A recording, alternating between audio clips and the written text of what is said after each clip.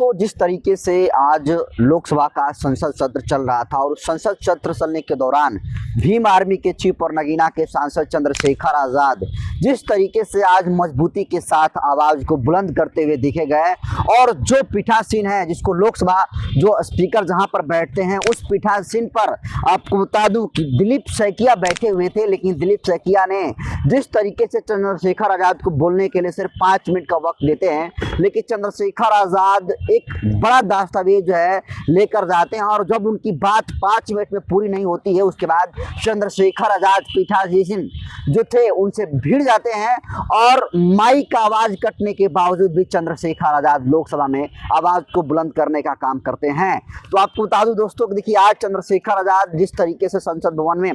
आवाज को उठाने के लिए लोकसभा पीठासीन से जिस तरीके से भिड़ने का काम किए, सभापति से भिड़ने का काम किए, लगातार ये सुर्खियां बटोर रहा है और तमाम बहुजन समाज के लोग चंद्रशेखर आजाद को लेकर लिख रहे हैं कि चंद्रशेखर आजाद ही इकलौता संसद में नेता है जो जनता के वाजिब सवाल को उठाने के लिए जाता है। बाकी के मैक्सिमम जो सांसद होते हैं वो सिर्फ टाइम पास करने के लिए संसद भवन में जाते हैं। आपको बता दूं, देखिए चुनाव सुधारों को लेकर लोकसभा में चर्चा हो रही है, बिलों पर जिस तरीके से बिलों की मौत हो रही है उस पर चर्चा हो रही है, जिस तरीके से उत्तर प्रदेश के अलावा मध्य प्रदेश, राजस्थान, झारखंड सहित स्टेटों में जो एसआईआर हो रहे हैं उन तमाम मुद्दों पर जो है चर्चा हो रही थी। चंद्रशेखर आजाद इन चर्चा के दौरान जो है बीएलओ को लेकर बड़ी बात कही और चंद्रशेखर आजाद ने एसआईआर को लेकर भी काफी जो है चौंकाने वाली बात कही है। आपको बता दूं कि जिस तरीके से एसआईआर हो रहा है और एसआईआर में ऐसे ऐसे दस्तावेज मांगे जा रहे हैं जो दस्तावेज मैक्सिमम गरीब समाज के लोगों के पास नहीं है। इस पर चंद्रशेखर आजाद ने कहा कि आधार कार्ड जो है एक वैलिड कार्ड माना जाता है और मैक्सिमम गरीब समाज के लोगों के पास ही आधार कार्ड मिलेंगे, लेकिन उसको वैलिड नहीं माना जा रहा है। तो ये बहुजन समाज के जो वोटर हैं, जो वोट देने वाले हैं बहुजन समाज के लोग, उनको कहीं ना कहीं ये वोटर लिस्ट से नाम काटने की एक बड़ी साजिश हो रही है। इसके अलावा जिस तरीके से बीएलओ की मौत हो रही है उस बीएलओ की मौत पर चंद्रशेखर आजाद ने कहा है कि बिलों की सुरक्षा का इंतजाम किया जाए और जितने भी बिलों पर पैसा देकर काम करवाए जा रहे हैं और जिस तरीके से अब तक जितने सारे बिलों की मौत हुई है उनको जो है सरकार की तरफ से सरकारी नौकरी की भी जो है व्यवस्था किया जाए। और उसके बाद दोस्तों चुनाव सुधार करने के बाद वो बाबा साहब भीमराव अम्बेडकर की बात करते हैं, लोकतंत्र पसंद जितने सारे बहुजन समाज के लोग होते हैं और लोकतंत्र में चुनाव में उनकी क्या विचार रहे हैं उनकी बात को सुनाते हैं। तब तक चंद्रशेखर आजाद का टाइम पूरा हो जाता है और जब चंद्रशेखर आजाद का टाइम पूरा हो जाता है तो उसके बाद चंद्रशेखर आजाद कहते हैं सभापति जी आप हमें 30 सेकंड का मौका दे दीजिए, सभापति जी मुझे इतने मिनट का समय दे दीजिए। लेकिन इसके बावजूद भी सभापति जो थे दिलीप सैकिया वो एक नहीं सुनते हैं और वो कहते हैं सिर्फ 10 सेकंड में अपनी बात रख दो। तो 10 सेकंड में चंद्रशेखर आजाद ने बात रखा कि ईवीएम के जगह बैलेट पेपर से चुनाव होना चाहिए और ये बड़ी बात जो है चंद्रशेखर आजाद ने आज संसद भवन में जो है उठाने का काम किया है। और आज जो चंद्रशेखर आजाद संसद में बोले, आपको बता दूं कि ये बात बहन कुमारी मायावती जी अक्सर हमेशा उठाती रहती हैं और इस देश में दो ही इकलौते ऐसे नेता हैं जो चुनाव से पहले बैलेट पेपर से चुनाव करने की मांग उठाते हैं। नंबर 1 पर है बहन कुमारी मायावती जी और दूसरे पर हैं चंद्रशेखर आजाद। बाकी चाहे तेजस्वी यादव हो, अखिलेश यादव हो, असदुद्दीन अवैसी हो, एक जितने सारे विपक्ष के बड़े बड़े नेता हों, वो जब उनकी चुनाव में करारी हार होती है तब कहते हैं कि चुनाव जो है ईवीएम से नहीं बल्कि बैलेट पेपर से होने चाहिए। लेकिन चंद्रशेखर आजाद जिस तरीके से आज संसद भवन में दोस्तों लड़ते हुए दिखे गए, जिस तरीके से लड़कर आवाज को उठाते हुए दिखे गए, काफी काबिल तारीफ। और चंद्रशेखर आजाद ने 10 सेकंड का तुमको टाइम मिला और 10 सेकंड के बाद चंद्रशेखर आजाद जहां से बोल रहे थे उसके बाद वहां से माइक का कनेक्शन जो है काट दिया जाता है और उसके बाद भी चंद्रशेखर आजाद मतलब माइक का जो तार काटने के बावजूद भी साउंड उससे नहीं आ रहा था, उसके बावजूद भी चंद्रशेखर आजाद ने बड़ी बात कही और चंद्रशेखर आजाद ने कहा कि वोटिंग राइट को जिस तरीके से बहुजन समाज के वोटिंग राइट को एसआईआर के नाम पर छीना जा रहा है वो किसी भी कीमत पर हम होने नहीं देंगे। राजीव प्रताप रूडी जी, सभापति जी 1 मिनट, ओनली 1 मिनट, 2-3 डिमांड से वो पढ़ लिए सर। No only 2-3 demand. सभापति जी 10 सेकंड में कंप्लीट कीजिए, 10 सेकंड प्लीज, लास्ट सेंटेंस बोलिए आप। सभापति जी मेरी मांग है ईवीएम की जगह बैलेट पेपर से चुनाव हो और वीवीपैट का ईवीएम के से मिलान कराया जाए। राजीव प्रताप सर साथ फेज में चुनाव होते हैं, अगर एक दिन और इंतजार मतदाता कर ले क्या चला जाएगा सर? सर सभापति जी प्रताप रूडी जी, सभापति जी लाइन बाबा साहब अम्बेडकर। राजीव प्रताप रूडी जी आप शुरू कीजिए प्लीज भी प्लीज आप बैठिए बोल लो ना प्लीज सर 30 सेकंड दे दो बोलो सर माइक चला गया 30 सेकंड दो सर आखिरी लाइन करिए सर सभापति जी 30 सेकंड